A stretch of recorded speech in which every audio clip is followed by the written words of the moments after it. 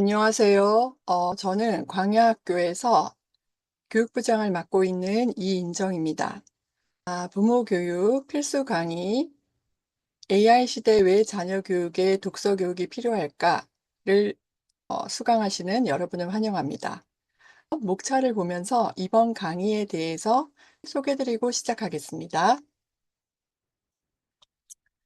이번 강의는 교육의 본질에 대해서 우선 살펴본 후에 신앙교육과 우리 자녀들이 살아갈 미래를 대비하는 교육을 공존할 수 있는 것인지에 생각해 보는 시간을 갖겠습니다.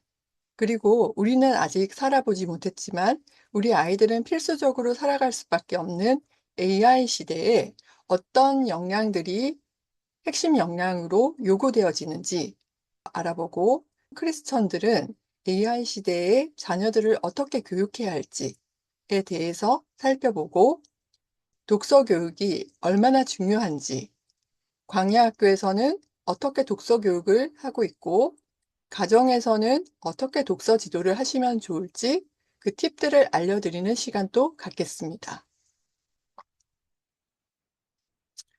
들어가기에 앞서 AI에 대해서 잠깐 생각을 해볼까요? 여러분들은 AI라는 단어를 언제 처음 들으셨나요? 2016년에 알파고와 이세돌의 대결이 있었습니다. 그때 한국인들에게 엄청난 충격을 주었죠. 24시간 365일 AI는 자지 않고 쉬지 않고 빛의 속도로 쏟아지는 정보들을 실시간으로 학습합니다. 그래서 인간을 두렵게 만들기에 충분했고, 인간이 AI에 의해 대체되는 특이점, 싱귤레리티가 과연 언제 도래할 것인지에 대해서도 관심이 모아졌었습니다. 그런데 챗GPT가 등장한 지 불과 2년 만에 인공지능은 이미 우리 생활 깊숙이 들어와 있습니다. 한국은행이 AI와 노동시장의 변화라는 보고서를 발표했는데, 특허 정보를 가지고 어떤 직업별로 AI에 얼마나 대체될 수 있는지 노출 지수를 조사해 보았더니 우리나라 취업자 중 약 304만 명이 영향을 받는다고 했고, 의사, 전문의사, 회계사, 자산운용가, 변호사 등이 AI 노출 지수가 높고, 기자, 성직자, 대학 교수, 가수, 성악가들은 AI 노출 지수가 낮았다고 합니다. AI가 가져올 변화가 고소득, 고학력 직업군에게 더 크게 작용할 것으로 예상되는 것이고, 이러한 예측은 해외에서도 비슷한 결과들이 많이 나오고 있다고 합니다. 스마트폰을 쥐고 태어난 것이나 마찬가지인 우리 아이들은 이제 AI와 뗄래야 뗄 수 없는 시대에 살아가게 될 텐데, 우리가 아직 경험해 보지 못한 미래의 시대를 살아갈 자녀들에게 우리 크리스천들은 바로 지금 어떤 자녀 교육을 해야 할까요? 아이들의 인생에 아동기와 청소년기에 받은 교육은 큰 영향을 끼치게 됩니다. 양육자로서, 보호자로서 부모님의 가치관은 우리 자녀들에게 어떤 가치에 중점을 두고 교육할 것인지를 결정하게 되기 때문에 이 자녀 교육이 또 그리고 부모님의 교육에 대한 가치관이 중요해지는 것입니다. 그러면 AI 시대의 경쟁에 뒤처지지 않기 위해서 새로운 교육 트렌드에 우리는 민감하게 반응해야 할까요? 아니면 이럴 때일수록 크리스천으로서 교육의 본질에 집중해야 할까요? 두 마리의 토끼를 잡는 방법은 과연 없을지 광야학교가 그 고민을 부모님들과 함께 나눠보려고 합니다. 그러면 교육의 본질에 대해서 생각해 봅시다. 누가복음 2장 52절 말씀, 예수는 그 지혜와 키가 자라가며 하나님과 사람에게 더욱 사랑스러워 가시더라 하셨습니다. 광야학교의 교육과는 신앙교육의 중요성을 강조합니다. 모든 교육의 기초는 신앙교육이라는 정의에서 광야학교의 교육은 출발합니다. 신앙교육은 하나님을 더하는 교육이라고 볼 수 있습니다. 우리 부모들은 자녀를 잘 이해하지만 저절로 이루어지는 것은 아닙니다. 진지하고 성실한 노력이 필요합니다. 그래서 부모가 자신의 자녀들을 평범하다고 섣불리 단정해서는 안 됩니다. 교육 방법에 따라서 자녀를 바보로 만들 수도 있고 천재로 만들 수도 있기 때문입니다. 하나님은 천재 중의 천재이십니다. 사람은 하나님의 형상대로 만들어졌기에 하나님의 형상대로 태어난 나와 자녀, 우리 모두는 천재입니다. 자기 자신을 어떻게 생각하느냐는 그 사람의 성공, 실패를 좌우하고 사람됨은 겉모양에 있는 것이 아니라 내가 어떤 사람이냐에 달려 있습니다. 그러나 대부분의 사람들은 이것을 몰라서 천재답게 살아가는 방법을 모른다는 것이 가장 큰 문제라고 조만재 장로님께서 말씀하셨어요.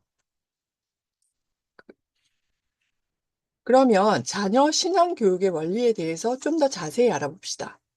자녀의 신앙 교육은 성경적 가정관과 성경적 자녀관을 토대로 시작한다는 것을 잊지 말아야 합니다. 성경적 가정관에서 가정은 하나님께서 만드신 것이고 하나님이 그 주인 되신다는 점을 잊지 말아야 합니다. 하나님께서는 부부가 둘이 아니라 한 몸이며 생육하고 번성하라고 하셨습니다. 이 말씀은 부부가 서로 사랑하고 자녀를 잘 키우라는 것입니다. 신성한 의미를 가진 가정은 벽시, 못자리, 밭에 비유될 수 있는데 이것이 흔들리면 기초가 전부 흔들리게 됩니다. 행복한 가정 생활에서 부모와 자녀의 관계도 중요합니다. 이 관계가 원만하지 않아서 오늘날 많은 가정들이 갈등을 일으키고 있고 가정의 행복도 손상되고 있습니다. 그러면 우리는 성경적 자녀관을 어떻게 확립해야 될까요? 성경에서 자녀를 여호와의 기업이라 하셨습니다. 그래서 하나님께서 자녀에게 심어 놓으신 것이 무엇인지를 발견해서 우리는 그것을 키워줘야 합니다. 우리의 자녀는 또한 하나님께서 주신 선물입니다. 자녀는 하나님께서 주신 수많은 선물들 중에서 가장 귀한 선물로서 그 가정의 생명과 희망이며 미래입니다. 야곱은 자녀를 일컬어 하나님이 주신 주의 종에게 은혜로 주신 자식이라고 창세기 33절에서 말하였습니다. 우리의 자녀는 바보가 아니라 천재입니다. 성경에 따르면 우리 자녀는 이런 존재입니다. 하나님이 손으로 만드신, 하나님이 생각해 주시는, 하나님의 형상대로 창조된 온 천하를 주고도 바꿀 수 없는 존귀한 나의 나 된 것은 하나님의 은혜로 하나님의 너는 내 것이라 하신 하나님이 보배롭고 존귀하게 여기셨다고 하신 이렇게 이사야, 시편, 창세기, 마가복음, 고린도전서에서 자녀에 대해서 기술하고 있습니다. 그러면 자녀의 신앙 교육은 어떤 내용으로 어떻게 해야 될지 좀 더 자세히 알아봅시다. 자녀의 신앙 교육은 가치관 교육이 먼저 우선시 되어야 합니다. 그런즉 믿음, 소망, 사랑 이 세 가지는 항상 있을 것인데 그 중에 제일은 사랑이라고 고린도전서 13장 13절 말씀에서 말씀하셨습니다.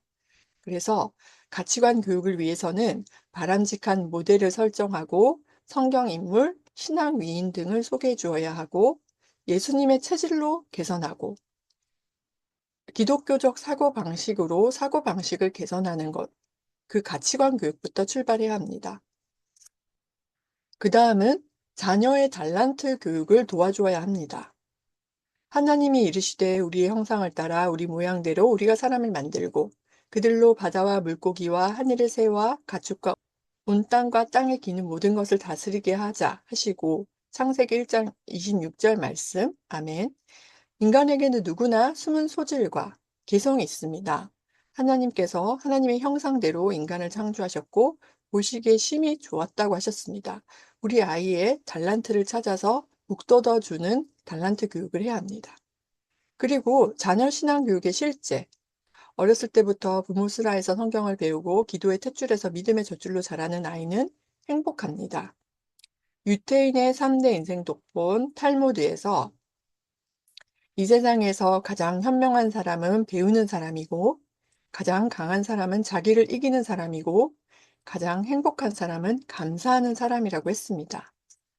그래서 모세의 어머니 요게벳, 사무엘의 어머니 한나, 예수님의 어머니 마리아 등 위대한 어머니들은 신명기 6장 4절에서 9절 말씀처럼 쉐마 교육을 자녀에게 하는데 많은 노력들을 기울였습니다.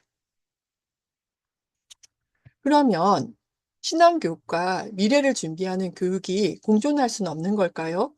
우리 자녀들에게 학벌을 만들어 주기 위해서 많은 사교육 비용들을 부모님들께서 지출하고 계십니다. 하지만 그 사교육이 정말 우리 아이들의 미래를 위해서 우리 아이들의 인생에 그 학벌 말고는 어떤 도움을 줄 수 있을까요? 한번 생각해 보는 것이 필요합니다. 무엇이 먼저이고 무엇이 목적이어야 할까? 교육의 목적이 무엇이어야 할까? 시편 78장 70절에서 72절, 또 그의 종 다윗을 택하시되 양의 우리에서 취하시며 전 양을 지키는 중에서 그를 이끌어내사 그의 백성인 야곱 그의 소유인 이스라엘을 기르게 하셨더니 이에 그가 그들을 자기 마음의 완전함으로 기르고 그의 손의 능숙함으로 그들을 지도하였다. 라고 말씀하고 계십니다. 신앙을 가르치는 교육의 본질과 변화하는 미래에 대비하고 직업을 준비하는 교육이 공존할 수 없을까요? 가능합니다. 그것을 방금 말씀드린 시편 78편 70절에서 72절 구절에서 보셨듯이 다윗처럼 마음의 완전함과 손의 능숙함 둘 다를 갖추었을 때 하나님의 뜻을 이 땅에서 더 잘 이룰 수 있습니다. 마음의 완전함이란 회개, 다른 이의 잘못까지도 내 탓이요 라며 회개 기도할 수 있는 마음이며 높은 자리에서 교만하지 않고 낮은 자리라고 포기하지 않고 강한 사람 앞에서 당당하며 약한 사람 앞에서 연민과 긍휼을 가지는 것을 뜻합니다. 그러면 손의 능숙함은 무엇일까요? 양치기 다윗이 양을 잘 돌보기 위해서 물맷돌을 던지는 실력을 갈고 닦았던 것처럼 지금 하고 있는 일의 능숙함, 문제를 해결할 수 있는 실력을 갖추는 것을 말합니다. 이 두 가지를 균형 있게 발전시키는 것이 AI 시대를 준비하는 크리스천 교육의 핵심입니다. 그러면 우리는 시대와 세대를 분별해야 합니다. AI 시대 준비를 위해서 부모는 어떻게 해야 할까요? 역대상 12장 32절에는 시세를 알고 이스라엘이 마땅히 행할 것을 아는 이라는 구절이 나옵니다. 시세, 즉 시대와 세대, 동시대에 부모와 자녀는 서로 다른 세대가 함께 살아갑니다. 오래된 과거로부터 살아오고 있는 우리와 달리 우리 자녀들은 앞으로 다가올 더 먼 미래를 살아갈 것입니다. 그런데 우리조차 잘 알지 못하는 미래를 자녀들에게 어떻게 준비시켜 줄 수 있을까요? 부모님 세대에 익숙한 사교육, 파락군 등은 결국 대학을 잘 가기 위한 준비 과정입니다. 하지만 현재 유명한 대학, 유망한 학과라고 해서 당장 1년 뒤, 2년 뒤에도 유망할지는 확신할 수 없습니다. 그만큼 세상이 빠르게 변하니까요. 또 200년 남짓의 역사를 지닌 현대 대학 시스템은 AI발 지능혁명을 통해 다가올 미래를 감당하기에는 맞지 않는 곳이 많습니다. 그래서 이제부터는 대학을 가기 위한 노력에 힘쏟기보다는 코앞까지 다가온 미래에 걸맞는 준비를 하는 것이 더 중요하지 않을까요? 그러면 우리는 어떻게 자녀를 양육해야 될까요? 부모가 살아온 세상과 우리 자녀들이 다른 세상을 살 것이라는 점을 부모가 인정하는 것이 첫걸음입니다. 그래서 크게 두 가지 정도 부모님들에게 부탁드리고 싶습니다. 첫째, 부모가 먼저 새로운 세상을 향해 몸을 던지시기 바랍니다. 지금과 완전히 다른 세상을 살아갈 아이들은 새로운 세상의 탐험가, 기억가가 되어야 합니다. 그게 바로 아이들에게 필요한 역량입니다.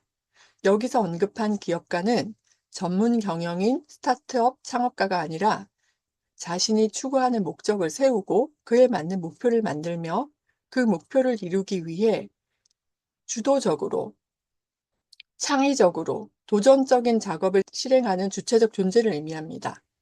둘째, 철학적 사고 역량을 키워주도록 도와주십시오. 새로운 기술로 인해서 변하는 사회 시스템과 산업 지형은 필연적으로 다양한 윤리적 문제와 불확실성의 문제, 그런 것들을 가져오게 됩니다.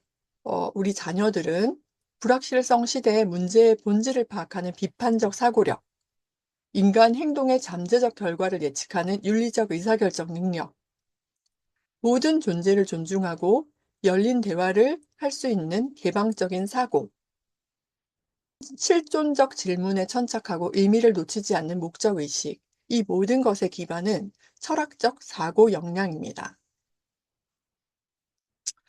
그러면 AI 시대를 살아갈 크리스천 자녀들이 갖추어야 할 소양에 대해서 좀 더 자세히 알아보겠습니다.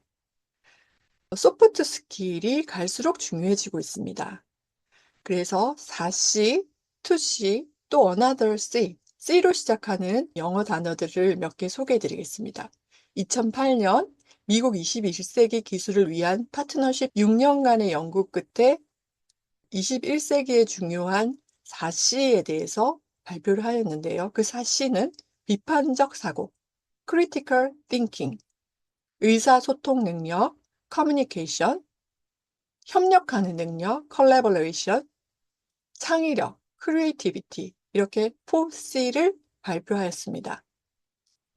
여기에 그 후로 8년 뒤 2016년에 미국의 발달 심리학자 로베르타 골린코프와 캐시어 허쉬 파색이 최고의 교육이라는 저서에서 여기에 2C를 추가합니다. 컨텐츠, 어떤 내용을 말할 것인가. 그 다음에 자신감, confidence. 이렇게 2C가 더해졌죠. 캐나다 토론토대 마이클 폴란 명예교수가 New Pedagogies for Deep Learning, 딥러닝을 위한 새로운 교육 철학이라는 논문에서 2C를 추가했는데 인성, character, 그 다음에 시민의식, citizen 이렇게 윤리적인 부분을 좀 더 강조를 해서 2C를 또 추가했습니다. 그래서 6C 또는 8C 한 번 더 말씀드리면 비판적 사고, 의사소통, 협력, 창의력, 컨텐츠, 자신감, 인성, 시민의식 이런 것들을 우리 자녀들이 갖출 수 있도록 자녀 교육에 좀 더 신경을 써야 할 것입니다. 그러면 AI 시대 핵심 인재는 어떤 사람들을 말하는 걸까요? 2024년 12월 5일 연합뉴스는 AI 시대 공감 협업 능력도 지능이라는 기사를 소개하였습니다. 인공지능과의 공존이 현실화한 가운데 인간 지능의 범위를 공감 능력, 기술 적응력 등 AI가 대체할 수 없는 영역까지 확장해야 한다라는 주장이 나왔다라는 기사인데요. 조금 더 자세히 소개를 시켜드리면 채용 플랫폼이 주최한 웹세미나에서 한국과학기술원 카이스트 전산학부 맹성현 명예교수가 한국 사회는 그동안에 언어, 논리, 수학 등 일부 역량만을 지능으로 강조해왔다고 분석하면서 우리 사회가 지식의 양과 분야를 넓히는 데 집중해왔지만 앞으로는 지속적이고 다양한 교육을 통해서 깊이까지 갖춘 폴리매스, 박식한 사람의 개념이 중요해질 것이라고 강조했다고 합니다. 그러면서 AI 시대에 필요한 핵심 인재 기준으로 정서적인 인간다움, 공감을 기반으로 하는 협업 능력, 경험한 지식을 체화하는 능력 등을 꼽고 이러한 능력을 지능의 영역에서 새로이 바라봐야 한다고 설명했습니다. 이미 AI는 창의성도 갖추고 있고 문해력은 따라가기 어려운 상황이라면서 인간이 정서적인 부분과 공감할 수 있는 협업 능력 같은 부분을 더 잘하지 않으면 AI에 대체될 수밖에 없다고 말했습니다. AI가 일자리를 대체할 수 있다는 두려움이 커지는 것에 대해서 이제부터 일은 사람과 AI가 항상 같이 해야 하는 것이라고 생각해야 한다면서 AI를 훈련하고 유지 보수하는 새로운 전문가 직종이 증가할 것이라고 예견했습니다. AI 기술 분야 외에도 AI 윤리, 안전, 신뢰 문제 등을 다루는 전문가, 인간의 감성을 다루는 서비스 분야의 직종도 중요할 것이라고 덧붙였고요. 특히 인간의 비판적 사고 능력은 여전히 중요하다고 강조했습니다.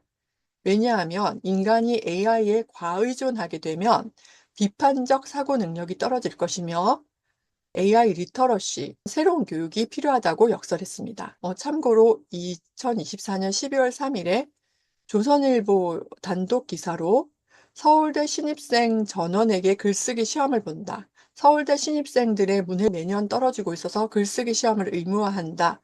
라는 기사가 실렸습니다. 그러니까 우리나라 최고의 학부라는 서울대생들의 문해력도 갈수록 심각하게 저하되고 있는데 인공지능의 문해력은 이미 인간이 따라갈 수 없는 수준이 되었다는 것이죠. 이 차이가 앞으로 점점 벌어질 것입니다. 그래서 문제가 더 심각해지는 것이겠죠. 그러면 AI 시대를 살아갈 크리스천 자녀들이 갖추어야 할 소양은 무엇이고 우리는 무엇을 가르쳐야 할까요? 지혜의 기준인 성경에 따라서 참 진리를 판별할 수 있게 가르치는 교육이 필요합니다.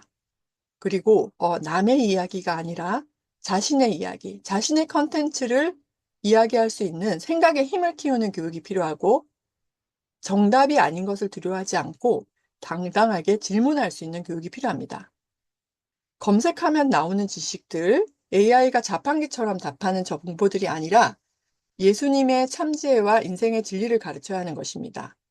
예수님을 닮은 지성, 감성, 덕성, 영성을 골고루 개발하고 아는 것에서 그치는 것이 아니라 참된 삶을 실천으로 옮길 수 있는 사고방식, 즉 목표적 사고방식, 적극적 사고방식, 긍정적 사고방식 등을 알려주어야 합니다. 예수님의 사랑과 복음을 세상에 전할 수 있는 믿음, 소망, 사랑의 글로컬 크리스천 지도자로 성장하도록 독려해야 할 것입니다. 한국에 살고 계신 우리 부모님들께서는 자녀 교육에도 유행이 있다는 것을 경험을 알고 계실 거예요. 하지만 자녀의 성장기는 다시 돌아오지 않잖아요. 유행에 따라서 또는 사교육에만 의존해서 자녀를 가르칠 수는 없는 노릇입니다. 영원한 것도 절대적인 것도 없는 한없이 가벼운 상대적 진리의 세상과 달리 예수님이 가르쳐 주신 진리는 영원 불변한 것처럼 한국 기독 청소년 교육원으로부터 시작된 교육의 본질, 광야학교에 이르기까지 변함이 없습니다. 모든 교육의 기초는 신앙교육, 모든 학습의 기초는 독서라는 것입니다. AI 시대라고 해서 다르지 않습니다. 앞서 말씀드린 바와 같이 신앙교육과 독서교육은 더욱 중요해졌습니다. 그러면 광야학교는 우리 자녀들을 위해 어떻게 독서교육을 하고 있는지에 대해서 알아보겠습니다. 광야학교의 독서지도 목표는 성경적인 전인교육을 위한 책 읽기를 돕는 것입니다. 신앙교육과 독서교육의 조화 속에서 우리 자녀들은 전인적인 하나님의 사람으로 성장할 것입니다. 왜 독서교육이 필요하냐면 다양하고 깊이 있는 생각을 하기 위해서 책을 읽어야 합니다.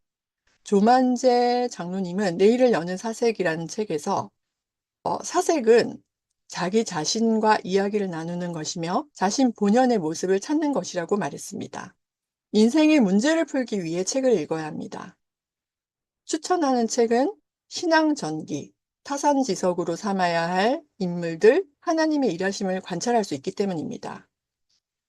인물 이야기를 읽는 이유는 무엇일까요? 인간의 생각을 뛰어넘어 사람을 이끄시는 하나님을 배우기 위해서입니다. 또 하나님의 사람들의 삶의 특성을 배우기 위해, 하나님의 사람들의 이야기를 통해서 나의 꿈을 찾기 위해, 하나님의 사람들이 붙잡았던 형통의 원리를 배워서 우리의 삶에 적용하기 위해서라고 이영훈 목사님은 꿈꾸는 자가 오는도다 라는 책에서 말씀하셨습니다. 또한 균형 있는 전인적 사람이 되기 위해서 책을 읽어야 합니다. 지성, 감성, 덕성, 영성의 조화를 이룬 전인적 사람이 되기 위해서 책을 읽으며 공동체와 함께 더불어 읽는 동안에 깊이가 있고 탁월한 사람으로 자라날 수 있습니다. 믿음, 소망, 사랑의 지도자가 되기 위해 책을 읽어야 합니다. 영향을 줄 수 있는 사람, 잘 배운 지도자가 되려면 말을 잘하고 글을 잘 쓰는 탁월한 언어의 지혜를 갖춘 지도자가 되어야 합니다.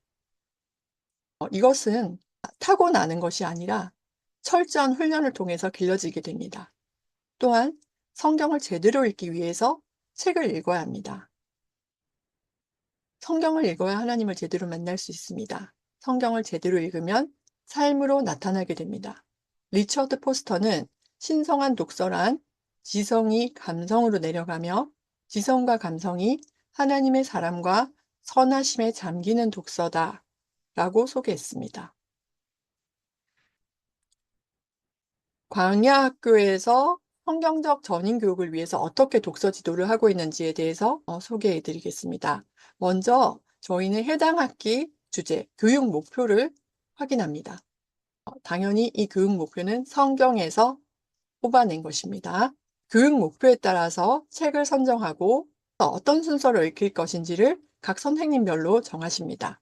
또한 도서별 중점 지도 목표도 수립을 합니다. 4Q, 3T, 믿음, 소망, 사랑, 글로벌 크리스천 지도자가 배울 점을 연구해서 수강생 연령에 따른 독서 활동 계획, 어린이 독서 클럽이라면 그리기, 쓰기, 게임 만들기, 수준별 토론 같은 것들도 들어가게 됩니다. 또 그 수업을 평가를 합니다. 그리고 학생들의 전인적 성장과 긍정적 변화가 어떤 것이 일어났는지에 대해서 학기 말에 다 같이 공유하는 시간을 갖습니다. 그러면 광야학교에서 책을 선정하는 방법도 알려드릴게요. 광야학교에서는 해당 학기 주제에 잘 맞는 내용인지 고려해서 책을 선정합니다. 책 선정 때부터 4Q, 지성, 감성, 영성, 덕성, 3T, 목표적 사고방식, 적극적 사고방식, 긍정적 사고방식, 또 믿음, 소망, 사랑, 글로컬 크리스천 리더의 요소들을 잘 포함시킨 책인지를 확인하고 학기 중에 읽을 책의 각 요소별로 고루 배분될 수 있게 선정합니다. 또한 같은 주제라도 저자의 관점에 따라서 광야학교 선정 도서로 적합하지 않을 수 있습니다. 특히 인권, 성교육, 역사 분야 등에서 기독교적 세계관에 배치되지 않는지를 꼼꼼하게 확인한 후에 책을 선정합니다. 아동의 발달 사항을 고려해서 너무 어렵지는 않은지, 분량은 적당한지, 흥미를 가질 만한 내용인지, 해당 연령과 학년의 학습과 생활에 필요한 내용인지를 확인해서 선정합니다.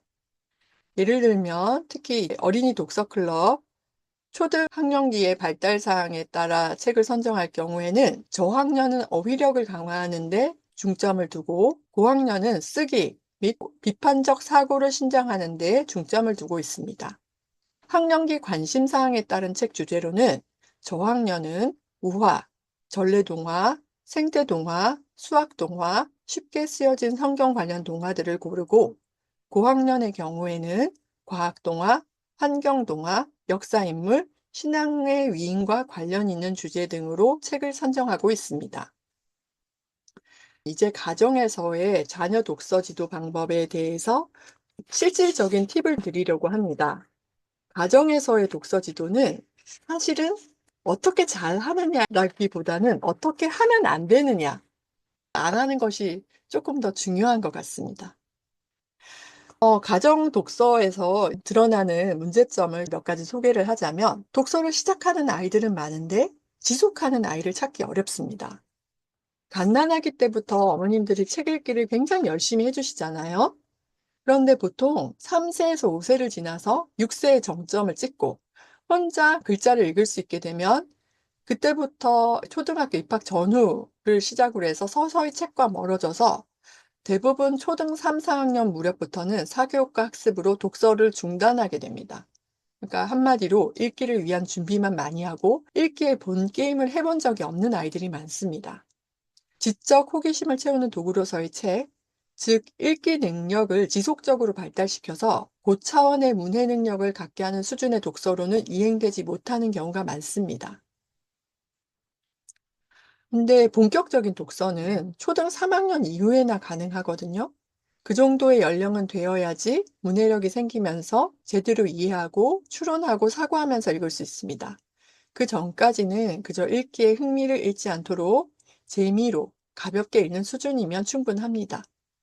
독서가 모든 공부의 기본이라는 것을 이해하고 차근차근 단계를 밟아가는 것이 좋고, 아이가 독서를 통해 성장할 수 있는 기회를 지속적으로 주는 것이 중요합니다. 또 창의 융합으로 가는 독서 지도에 대해서 팁을 좀 드리자면요. 2022년 세계경제포럼은 인간의 가치가 올라가는 능력으로 능동적으로 읽고 이해하고 사고하는 능력이 중요한데 이것을 훈련시켜 줄 수 있는 것은 독서라고 말했습니다. 또한 인공지능을 넘어서는 문해력을 갖추려면 어떻게 해야 될까요? 폭넓고 깊이 있는 사고력을 바탕으로 한 문해력, 글을 해석하는 차원이 아니라 글의 이면을 사고하고 분석할 수 있는 능력. 따라서 문해력을 잘 갖추면 사고 능력도 확장되어서 모든 공부에 건강한 영향력을 미칠 수 있습니다. 문해력과 독서 능력은 서로 상호 보완적으로 발달하는 능력입니다. 그래서 문해력이 좋으면 독서를 더 잘할 수 있고, 독서를 하는 동안 문해력이 더 길러지고, 이렇게 선순환하는 가운데 공부도 더 수월할 수 있게 됩니다. 그래서 사교육을 많이 하지 않았는데도 나중에 고등학교 가서 성적이 급속도로 신장하는 아이들의 경우에는 독서를 꾸준히 해왔고 수준 높은 독서를 했다라는 공통점을 찾아볼 수 있습니다. 그러면 어떻게 할까요? 부모가 먼저 책을 읽는 본을 보이고 독서 환경을 만들어 주시는 것이 중요합니다. 이미 그렇게 하고 계시는 가정들도 계실 것이고, 아직은 노력해야 될 가정도 있으실 거예요. 또 책 선택에도 목적과 의도를 먼저 생각해 보는 것이 중요해요. 책 제목, 추천 글, 전문가 조언, 책 구성 등을 살펴보고, 이러한 탐색을 바탕으로 우리 아이가 읽어야 될 책이기 때문에 우리 아이에게 필요한지, 또 책의 의도가 잘 구현되어 있는지를 확인하여서 책을 고르는 것이 중요합니다. 가장 중요한 것은 독서 중심에는 아이 자신이 있어야 하고, 아이의 취향에 맞게 즐겁게 독서 지속을 할 수 있다는 것입니다. 그러니까 우리 아이가 책을 고르고 아이가 원하는 스케줄대로 책을 읽도록 돕는 것이 중요한데, 자칫 책을 많이 읽혀야겠다는 부모님의 욕심이 앞서서 부모님이 무리하게 책을 과제처럼 할당량을 주신다든지, 아이의 관심사와 상관없이 필독서 또는 이런 학년이라면 요 정도 책은 읽어야 된다라는 권장도서 같은 것을 무리하게 넣으실 경우에는 오히려 아이가 책에 대해서 거부감을 갖게 될 위험이 있습니다. 그래서 우리 아이가 독서의 중심이 있으려면 내 아이의 독서 수준부터 먼저 점검해 보아야 합니다. 듣는 독서. 아주 어렸을 때는 엄마가 읽어주는 책을 듣는 독서로 시작하죠. 그다음에 표면적 독서, 글과 그림이 있는 동화책을 점차 글밥을 늘려가면서 읽게 되고, 그다음에 맥락적 독서, 줄거리를 파악할 수 있는 독서를 할 수 있는지, 또 분석해서 읽는 독서, 우리 아이가 겉으로 보이지 않는 깊은 의미까지 파악할 수 있는 분석 독서를 하고 있는지, 그다음 단계로는 작가의 생각을 이해하고 수용해서 거기서 그치지 않고 내 생각과 의견으로 한 발 더 나아가고 저자의 관점을 다른 관점으로 재해석하는 그런 창의적인 독서로 나아갈 수 있는지부터 확인해 보시는 것이 중요합니다. 우리 아이가 어느 수준에 있는지를 파악을 해서 그 수준에 맞는 책부터 넣어줘야지, 우리 아이가 소화해낼 수 없는 책을 먼저 넣어주시면 성장을 좀 기대하기가 어렵겠죠.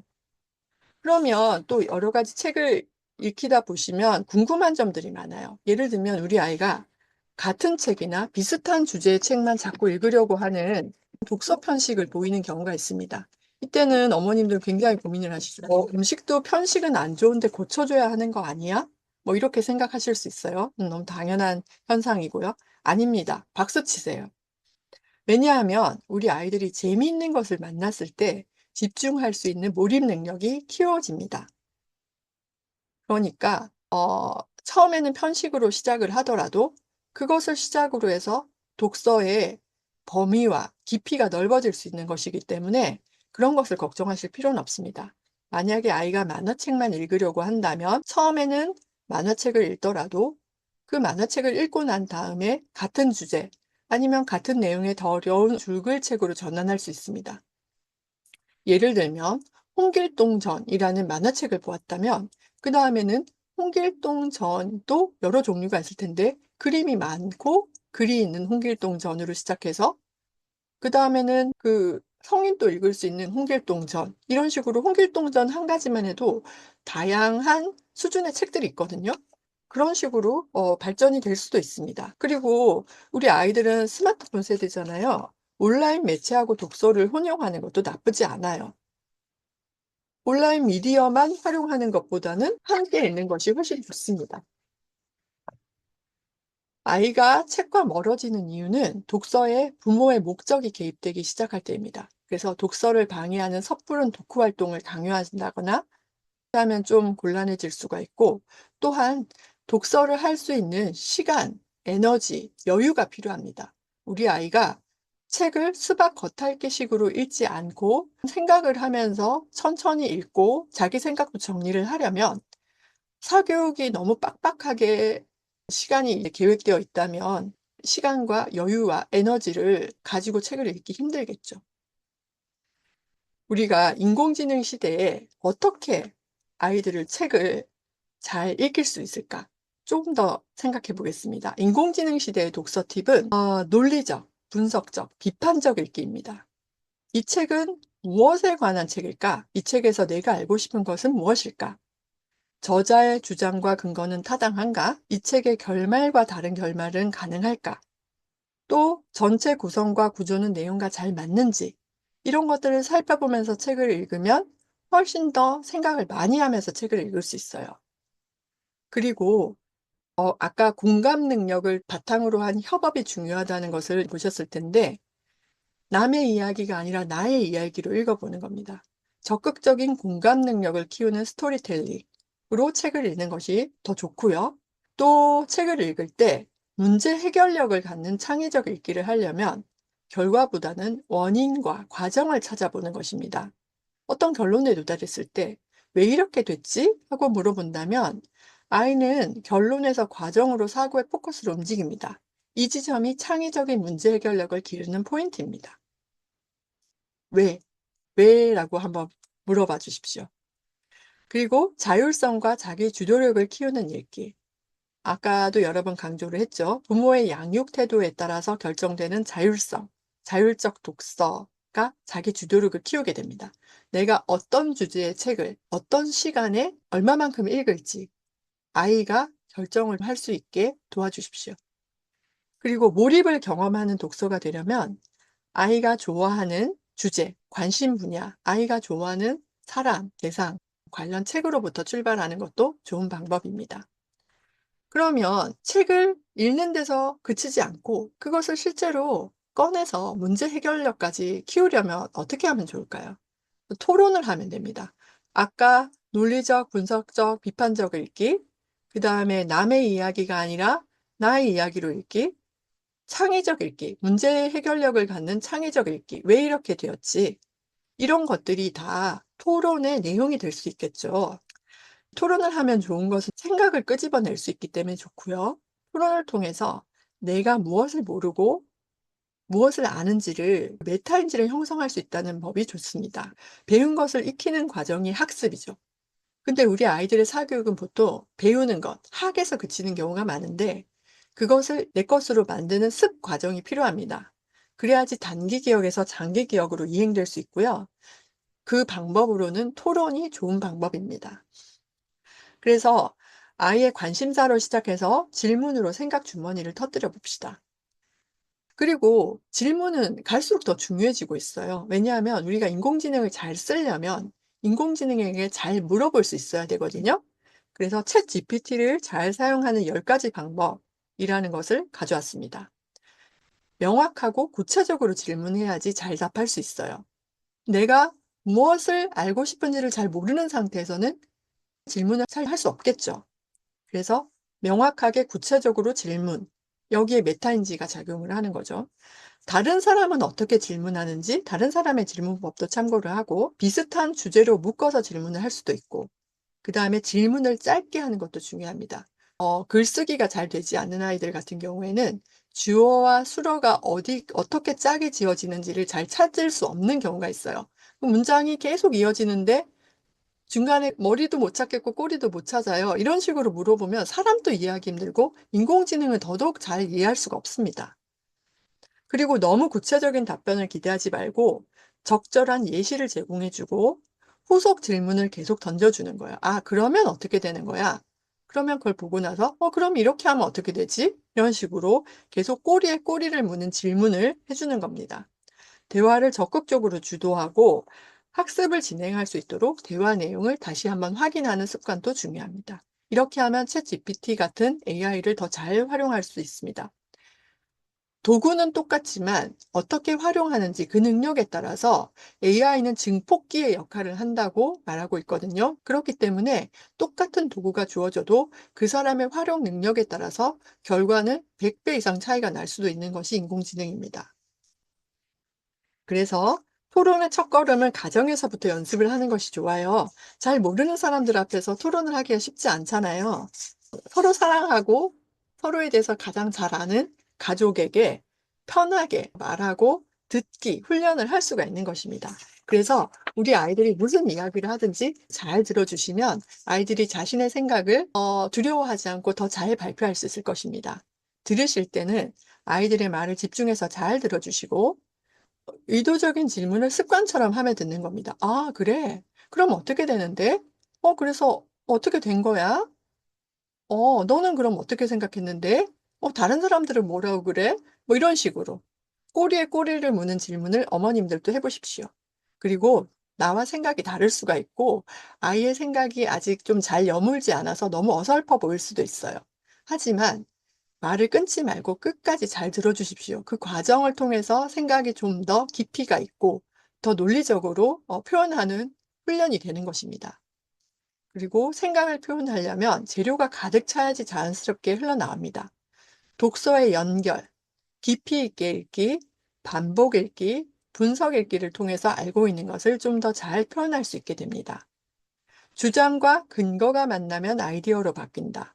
사고력은 논리적 사고력, 비판적 사고력, 창의적 사고력으로 구분할 수 있는데요. 논리적 사고력은 문제 해결에서 문제의 원인과 과정, 결과를 논리적으로 파악하는 능력이고요. 비판적 사고력은 주장이나 논증에 대하여 타당성을 구분하여 판단하는 사고 능력이고, 창의적 사고력은 논리와 비판적 사고, 다양한 정보를 바탕으로 유용한 아이디어를 창출해내는 사고 능력입니다. 아이의 의견을 들은 부모가 아이의 주장에 대해서 질문을 통해 판단의 근거를 갖추도록 도와주면 아이의 사고가 달라지기 시작합니다. 아이가 뭐라고 얘기했을 때, 왜 그렇게 되는 거야? 그 이유를 설명해 줄 수 있어? 그 주장의 근거가 뭐지? 이런 식으로 물어보면 아이가 "왜냐하면" 이러면서 그 이유를 주장의 근거를 댈 수 있죠. 그렇게 이야기를 끌어주는 것이 좋습니다. 자, 그럼 이제 정리를 좀 해 보겠습니다. 우리가 이번 강의를 통해서 교육의 본질을 재확인했어요. AI 시대에도 변하지 않는 교육의 본질은 신앙 교육이라는 것을 확인했습니다. 광야학교의 교육관으로 교육의 본질에 대해서 생각해 보았고, 광야학교 설립자인 조만지 장로님이 성경에서 찾은 자녀 신앙 교육의 원리에 대해서도 알아보았어요. 그리고 신앙 교육과 미래를 준비하는 교육이 서로 대립되거나 공존할 수 없는 교육이 아니라 신앙 교육 자체가 바로 미래를 준비하는 교육이고, 오히려 미래에는 신앙 교육의 가치가 더 중요해질 수밖에 없는 이유에 대해서도 살펴보았습니다. 그 다음으로는 AI 시대에 갖추어야 할 핵심 역량, 크리스천 자녀로서 갖추어야 할 소양에 대해서도 탐구해 보았고요. 그러면 AI 시대를 준비해야 할 핵심 역량과 크리스천 자녀로서의 소양은 어떻게 기를 수 있을까요? 광야학교는 그 방법론으로 독서 교육을 제시하고 있습니다. 학습의 기초는 독서이고 수십 년의 교육으로 그 가치를 이미 증명해 왔기 때문입니다. 그 다음으로는 독서 교육의 실제, 광야학교에서 어떻게 독서 지도를 하고 있는지 소개해 드리고, 그다음에 자녀들이 책을 좋아하고 꾸준히 읽는 수준 높은 독서가의 경지에 도달하려면 부모님이 가정에서 평소에 어떻게 도와주시면 좋을지에 독서 지도의 팁에 대해서도 몇 가지 소개해 드렸습니다. 여러분은 자녀들이 독서를 통해서 성경을 가까이 하고 그 속에 감추어진 보화처럼 진리와 인생의 비밀들을 알기를 원하셨기에 지금 이 자리에 계신 것입니다. 그런 면에서 여러분들은 이미 하나님이 기뻐하실 성경적 세계관으로 자녀를 양육하는 부모님들이십니다. 여러분의 가정에서 신앙과 독서로 자라날 자녀들 또한 하나님께서 크게 쓰실 믿음, 소망, 사랑의 글로컬 크리스천 지도자로 자랄 것을 믿습니다. 결론입니다. AI 시대에 독서 교육은 더욱 중요해졌습니다. 독서는 지식 습득뿐 아니라 비판적 사고력, 창의성, 공감 능력을 키우는 핵심 도구입니다. 또 광야학교의 성경적 전인교육과 독서교육의 조화는 자녀들을 믿음, 소망, 사랑의 글로컬 크리스천 지도자로 성장시키는 토대가 됩니다. 부모님들의 적극적인 참여와 지원으로 우리 자녀들이 하나님의 지혜와 세상의 지식을 겸비한 인재 자라나길 기대합니다. 이상입니다. 긴 시간 수고하셨습니다.